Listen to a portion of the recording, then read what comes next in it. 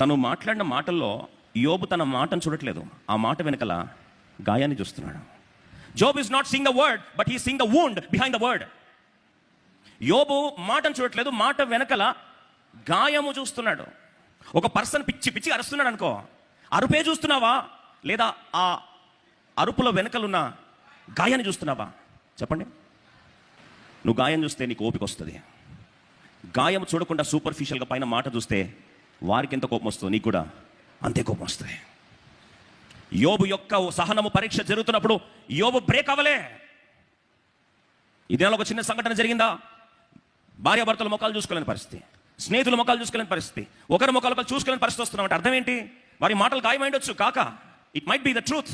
కానీ ఆ మాట ఏ గాయం నుంచి వచ్చిందో అర్థం చేసుకుంటే, if you see the wound behind the word, you will have patience. నీకేమొస్తుంది?